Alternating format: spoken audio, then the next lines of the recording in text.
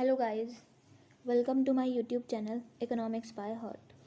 And today we are going to learn about micro and macroeconomics. So micro and macroeconomics पढ़ेंगे हम आज and फिर उनका difference भी देखेंगे जो कहीं ना कहीं एक इम्पॉर्टेंट टॉपिक है एंड आपके बोर्ड एग्ज़ाम के लिए भी बहुत ज़्यादा हेल्पफुल है और मोस्टली इसका एक क्वेश्चन बनता ही है कि difference between micro and macro economics. So बना without wasting any time we start. सबसे पहले डिफरेंस देखने से पहले सबसे पहले हम देखेंगे कि इनका मीनिंग क्या होता है। सबसे पहले हम माइक्रो इकोनॉमिक्स का मीनिंग देखेंगे, then we will see the meaning of macro economics. So if will talk about microeconomics, so microeconomics जो है वो आपके एक टर्म है जिसका जो टर्म है दैट इज़ माइक्रोज, वहाँ से वो डेराइव होकर आया है, जिसका मतलब होता है small means micro, micro means small. अब माइक्रो इकोनॉमिक्स आपकी क्या कहती है? माइक्रो इकोनॉमिक्स कहती है कि जो मेरे इंडिविजुअल्स हैं या फिर एक पर्टिकुलर बिजनेस यूनिट, जब मैं उनकी डिमांड को या फिर सप्लाई को पढ़ती हूँ, जब मैं उनके बारे में पढ़ती हूँ, तो that should come under my micro economics. तो माइक्रो इकोनॉमिक्स जो है वो आपकी इंडिविजुअल फर्म्स का या फिर इंडिविजुअल इकोनॉमिक्स यूनिट्स का या फिर इंडिविजुअल्स के जब हम इकोनॉमिक बिहेवियर को पढ़ते हैं वो आपके माइक्रो इकोनॉमिक्स के अंदर आता है। और माइक्रो इकोनॉमिक्स आपकी इन्हीं सब चीज़ों के बारे में स्टडी करती है। और जैसे कि आपकी हाउस होल्ड आ जाते हैं, फर्म्स आ जाती हैं या फिर इंडस्ट्रीज़ आ जाती हैं, जब आप एक पर्टिकुलर इंडस्ट्री के बारे में या फिर पर्टिकुलर हाउस होल्ड के बारे में जब आप पढ़ेंगे कि भाई एक हाउस होल्ड, सपोज करिए आपका एक हाउस है, घर है, वहाँ पर कैसे इनकम अर्न होती है, कैसे सारी की सारी इनकम स्पेंड होती है। फिर एक पर्टिकुलर इंडस्ट्री है, वहाँ पर कैसे गुड्स बनते हैं, कैसे वहाँ पर गुड्स की प्राइसिंग होती है, या फिर कैसे वहाँ पर गुड्स की डिमांड कितनी आ रही है, कैसे आप गुड्स को सप्लाई करते हो। जब एक पर्टिकुलर इंडस्ट्री ABC लिमिटेड, जब आप एक पर्टिकुलर इंडस्ट्री ABC लिमिटेड के बारे में पढ़ते हो, that is your micro economics. So in short अगर हम कहें माइक्रो इकोनॉमिक्स क्या है, तो micro economics studies the behaviour of individual firms and individual industrial units. जब आप इंडिविजुअल फर्म्स और इंडिविजुअल इंडस्ट्रियल यूनिट्स के बारे में पढ़ते हैं, that is your micro economics. Micro economics जो है वो एक पर्टिकुलर एक कंज्यूमर या फिर बिजनेस फर्म्स की इकोनॉमिक एक्टिविटी से डील करती है। फिर ये आपकी ये बताती है कि किस तरीके से ये कंज्यूमर्स या फिर प्रोड्यूसर्स मेरी पूरी इकोनॉमी, जब मैं अपनी पूरी इकोनॉमी के बारे में पढ़ूंगी ना, या फिर जब मैं अपनी पूरी इकोनॉमी को रन करूंगी, मैंने रन माई होल इकोनॉमी, तो ये क्या रोल प्ले करेंगे या ये कैसे इंपॉर्टेंट होंगे मेरी पूरी इकोनॉमी के लिए। ये भी आपकी माइक्रो इकोनॉमी बताते हैं, क्योंकि जब तक आप एक इंडिविजुअल के बारे में नहीं पढ़ेंगे, जब तक आपको ये नहीं पता होगा कि how a particular individual react या फिर how a particular individual play an important role in the whole economy, then आपको कैसे पता चलेगा कि मैं पूरी इकोनॉमी को कैसे रन करूँ, मैं पूरी इकोनॉमी के लिए लॉज रूल्स या फिर इकोनॉमिक डिसीजंस कैसे लूँ। उसके लिए आपको लिए सबसे ज़्यादा ज़रूरी है कि आप माइक्रो लेवल पर पढ़ें, और इसी चीज़ को स्टडी करने के लिए हमारे पास है हमारी माइक्रो इकोनॉमिक्स, जो हमारे डील करने के लिए हमारे पास है हमारी माइक्रो इकोनॉमिक्स, जो हमारी एक पर्टिकुलर इंडस्ट्री से या फिर एक पर्टिकुलर यूनिट से डील करती है। ठीक है, और साथ ही ये भी देखती है कि किस तरीके से आपके कंज्यूमर्स या फिर आपके प्रोड्यूसर्स कैसे मार्केट के अंदर इंटरेक्ट करते हैं, या फिर वो कैसे, मतलब सिंपली आपके प्रोड्यूसर, ये इंडिविजुअल प्रोड्यूसर, इंडिविजुअल कंज्यूमर एक इंडिविजुअल के बारे में ही स्टडी करती है। नेक्स्ट इज, अगर आप बात करें कि आप अपनी माइक्रो इकोनॉमिक्स के अंदर किन किन चीज़ों के बारे में पढ़ते हो, राइट, क्या क्या इसके सब्जेक्ट मैटर है, तो आप यहाँ पर पढ़ोगे कि भाई थ्योरी ऑफ डिमांड क्या है, किस तरीके से मेरे जो कंज्यूमर्स है वो डिमांड करते हैं प्रोडक्ट्स की, कैसे जो डिफरेंट यूनिट्स हैं, मतलब या फिर एक पर्टिकुलर इंडस्ट्रियल यूनिट कैसे अब प्रोडक्शन करती है, कैसे उसकी कॉस्ट को फिक्स करती है, राइट, या फिर कैसे उस प्रोडक्ट के को प्राइसिंग करती है, मतलब किस तरीके से एक पर्टिकुलर प्रोडक्ट की प्राइसिंग करेगी ताकि वो जो प्राइस है वो आपकी जनरल पब्लिक के लिए या फिर आपके कंज्यूमर्स के लिए, आपके कस्टमर्स के लिए एकदम अफोर्डेबल प्राइस। और मेरे जो प्रोडक्ट है, सपोज करिए जब एक फर्म या फिर सपोज मेरी एक फर्म है, और जब मैं अपने प्रोडक्ट को बनाऊंगी, तो जब मैं उसकी कॉस्ट को डिसाइड करूंगी, तो मैं किन चीज़ों का ध्यान रखूंगी, मैं इन चीज़ों का ध्यान रखूंगी कि भाई जो भी मैं कॉस्ट डिसाइड करूँ वो ऐसी हो कि ज़्यादा से ज़्यादा लोग मेरे प्रोडक्ट को बाय करें, खरीदें, राइट। एंड अगर मैं बात करूं तो माइक्रो इकोनॉमिक्स जो है वो किन किन चीज़ों के साथ डील करती है, तो सबसे पहले प्रोडक्ट के प्राइजेस को बना, अभी जैसे हमने लास्ट स्लाइड में पढ़ा कि सबसे पहले वो प्रोडक्ट के प्राइजेस को देखती है कि भाई मुझे कैसे प्रोडक्ट के प्राइजेस को रखना है, मुझे किस कितना मेरा हाई प्राइस होगा, कितना मेरा लोअर प्राइस होगा, ठीक है। उसके बाद वो ये भी देखती है कि जो मेरी एक फॉर्म्स हैं या फिर जो इंडस्ट्रीज़ हैं, जो माइक्रो इकोनॉमिक्स है वो इन सब चीज़ों के साथ भी डील करती है कि जो मेरी फॉर्म्स हैं या फिर जो इंडस्ट्रीज़ हैं वहाँ पर मैं किस तरीके से अपने रिसोर्सेज को क्या करूँ, एलोकेट करूँ, कैसे उन फॉर्म्स को, कैसे उन इंडस्ट्रीज़ तक रिसोर्सेज को पहुँचाऊँ। फिर उसके बाद वो देखती है कि किस तरीके से ये जो फैक्टर्स हैं कि उनका जो प्राइस है या फिर जो उनकी क्वांटिटी जितनी मैंने प्रोड्यूस की वो किस तरीके से एक दूसरे को क्या करते हैं, इफेक्ट करते हैं, ठीक। ये हम ऑलरेडी पढ़ चुके हैं। वैसे यहाँ पर एक आपकी अच्छी खासी डेफिनेशन दे रखी है प्रोफेसर बोल्डिंग के through. Macroeconomics deals not with individual quantities, oh sorry I am really sorry, microeconomics का कंसेप्ट खत्म हो गया। अब नेक्स्ट आता है हमारा मैक्रो इकोनॉमिक्स। सॉरी मैं दिख नहीं था ध्यान से।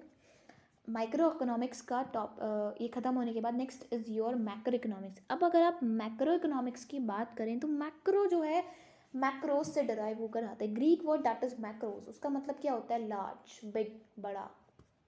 मैक्रो लेवल पर, मैक्रो लेवल का मतलब क्या है, माइक्रो पर आप क्या कर रहे थे कि एक पर्टिकुलर इंडस्ट्री या फिर एक पर्टिकुलर कंज्यूमर के बारे में पढ़ रहे थे। लेकिन अब आप क्या करेंगे, अब आप पूरी इकोनॉमी के बारे में पढ़ेंगे। Whenever you study about the whole economy, कि आपकी पूरी इकोनॉमी कैसे चलती है, राइट। अभी तक आप इंडिविजुअल्स के बारे में पढ़ रहे थे, लेकिन अब इन सब का एग्रीगेट, मतलब जितने भी इंडिविजुअल्स हैं, जितने भी कस्टमर्स हैं, ये सब टोटली कैसे डिमांड करते हैं, जितनी भी फॉर्म्स आपकी पूरी इकोनॉमी के अंदर है वो सारी की सारी फॉर्म्स कैसे वर्क करते हैं। तो जब आप अपनी पूरी इकोनॉमी के बारे में पढ़ते हैं वो आपकी मैक्रो इकोनॉमिक्स कहलाते हैं। तो आपकी मैक्रो इकोनॉमिक्स जो है, macroeconomics is economics that deals with the whole economy, जो आपकी पूरी की पूरी इकोनॉमी के साथ क्या करती है, डील करती है, राइट। एंड मैक्रो इकोनॉमिक्स के डेफिनेशन की अगर मैं बात करूँ तो macro economics deal not with individual quantities.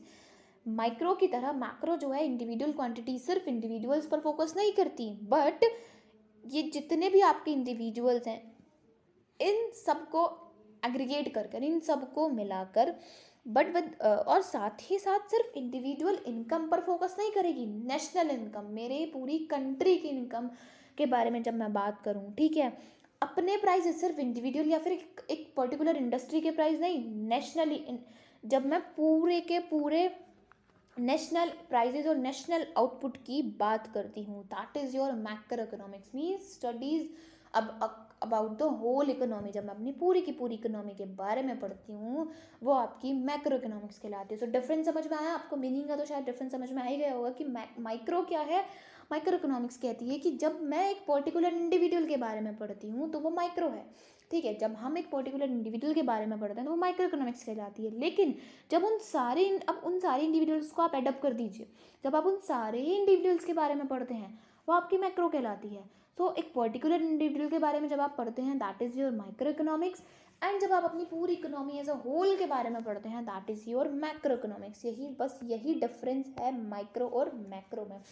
फिर माइक्रो के अंदर आप क्या पढ़ रहे थे कि फर्म की कैसे प्राइसिंग होती है, कैसे कोस्ट सेटअप होती है एक पर्टिकुलर फर्म की। लेकिन यहाँ आप क्या पढ़ेंगे कि कैसे आपकी नेशनल इनकम बनती है या कैसे डराइव होती है, अपनी कंट्री की नेशनल इनकम के बारे में पढ़ेंगे, कहाँ कहाँ से कौन कौन बंदा या किस किस की कैसे कैसे इनकम निकल कर आती है, कैसे आप इनकम कैलकुलेट करते हो आप अपनी बिजनेस फॉर्म्स की या फिर पूरी नेशनल इनकम को, जब आप एक पूरी कंट्री की नेशनल इनकम को कैसे कैलकुलेट करते हो। क्योंकि भाई हमारी कंट्री की जीडीपी कैसे आती है, नेशनल इनकम की वजह से आती है। तो आप अपनी कंट्री की पूरी कंट्री की नेशनल इनकम कैसे निकालते हो ये कौन बताएगा आपको, आपकी मैक्रो इकोनॉमिक्स, ठीक है। Theory of output and employment है ना, इकोनॉमिक ग्रोथ, अभी आप आगे आगे पढ़ोगे इन सारी चीज़ों को। थ्योरी ऑफ मनी, इन सब चीज़ों को आप आगे आगे। चलिए तो अब बात करते हैं इन दोनों के डिफरेंस की। मीनिंग तो आप लोगों को क्लियर हुई चुका है, अभी हमने लास्ट स्लाइड्स में देखा कुछ स्लाइड्स में कि मीनिंग क्या होता है। और जब आप लोगों को मीनिंग क्लियर हो गया ना तो आप लोगों को इनका डिफरेंस भी उतनी ही इजीली क्लियर हो जाएगा। क्योंकि जब हम एक चीज़ का मीनिंग पता चल जाता है ना तो उसका डिफरेंस हम खुद भी बना सकते हैं। वैसे तो एग्जाम में जब नया डिफरेंस आता है तो हम खुद ही बनाते हैं उसको, जब हमें उसका मीनिंग क्लियर होता है। तो आप लोगों को मीनिंग क्लियर हो गया, आप डिफरेंस आपको बहुत ईजी लगेगा एंड आप इजीली उसको समझ भी लेंगे। तो चलिए स्टार्ट करते हैं इन दोनों का डिफरेंस। अगर मैं डिफरेंस की बात करूँ तो जो माइक्रो इकोनॉमिक्स, आपको पता है माइक्रो इकोनॉमिक्स किससे डील करते हैं, इंडिविजुअल से, एंड मैक्रो किससे डील करती है? पूरी इकोनॉमी से। वही चीज़ इसमें बोली है। तो it deals with an individuals economic behaviour, कि एक इकोनॉमी के अंदर आपका एक पर्टिकुलर बंदा, एक पर्टिकुलर इंडिविजुअल कैसे बिहेव करता है, how an individual behaves in your economy, कैसे आपका एक इंडिविजुअल आपकी इकोनॉमी के अंदर बिहेव करता है। ये आपकी इससे आपकी माइक्रो इकोनॉमिक डील करती है। एंड मैक्रो इकोनॉमिक्स कैसी डील करती है कि जितने भी आपके लोग हैं, जितने भी आपके पीपल हैं इस इकोनॉमी के अंदर, वो सब एग्रीगेट होकर कैसे बिहेव करते हैं, ठीक है, उन सबका बिहेवियर, उन सबके बिहेवियर के साथ डील करती है आपकी मैक्रो, ठीक है। फिर माइक्रो इकोनॉमिक्स जो है वो देखती है कि आपको एक पर्टिकुलर कमोडिटी, एक पर्टिकुलर इंडस्ट्री के अंदर एक पर्टिकुलर कमोडिटी को कैसे प्राइसिंग करनी है, राइट। फोर्स एक, अगर आपकी एक इंडस्ट्री है, आपकी एक कंपनी है, वो आपकी सोप बनाती है, ठीक है, बाथिंग सोप्स बनाती है, ठीक है। सो वो क्या देखेगी, माइक्रो इकोनॉमिक्स क्या देखेगी, वहाँ पर माइक्रो इकोनॉमिक्स अप्लाई होगी कि मैं उस पर्टिकुलर सोप की कैसे प्राइसिंग करूँ। लेकिन अगर आपकी मैक्रो इकोनॉमिक्स की बात करूँ तो मैक्रो इकोनॉमिक्स जो है वो कैसे डील करेगी कि मैं अपनी नेशनल इनकम को कैसे सेटअप करूँ, ठीक है, या फिर मेरी कैसे उसकी, मेरी नेशनल इनकम की किस तरीके से काउंटिंग होगी। तो नेशनली जब मैं एक पूरी इकोनॉमी को लेकर चलती हूँ दैट इज़ मैक्रो, और एक पर्टिकुलर को लेकर चलती हूँ दैट इज़ माइक्रो, राइट। या प्राइसिंग जो है माइक्रो इकोनॉमिक्स के अंदर जो है, प्राइसिंग एक बेसिक पैरामीटर है, और मैक्रो इकोनॉमिक्स के अंदर इनकम एक बेसिक पैरामीटर है। क्यों है?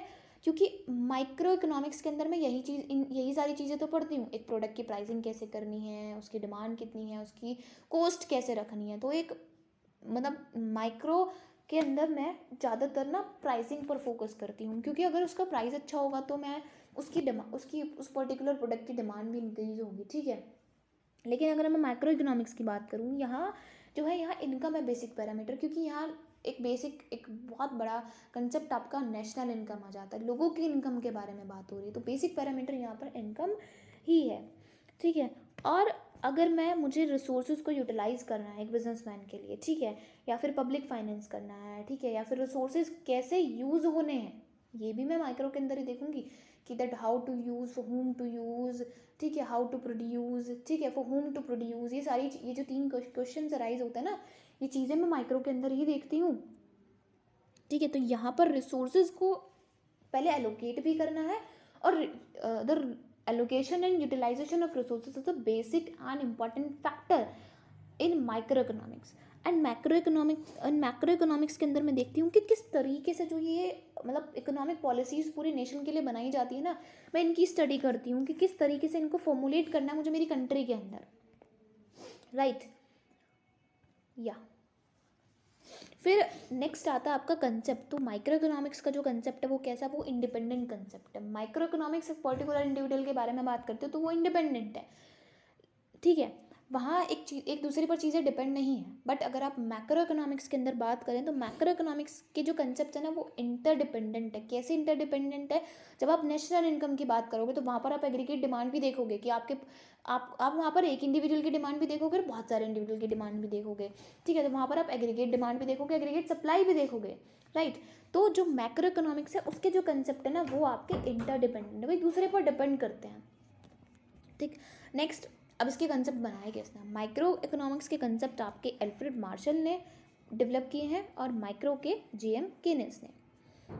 फिर जो माइक्रो इकोनॉमिक्स के जो कंसेप्ट है वो थ्योरेटिकल बेस्ड है, ठीक है। जो माइक्रो इकोनॉमिक्स है वो आपकी थ्योरी बेस्ड है, ज़्यादा थ्योरेटिकल कंसेप्ट पर ज़्यादा फोकस करती है। बट अगर आप मैक्रो इकोनॉमिक्स की बात करें तो जो मैक्रो इकोनॉमिक्स है ना वो प्रैक्टिकल कंसेप्ट पर ज़्यादा फोकस करते हैं, क्योंकि यहाँ आप अपनी पूरी कंट्री के लिए पॉलिसीज़ वगैरह स्टडी करते हैं, बनाते हैं।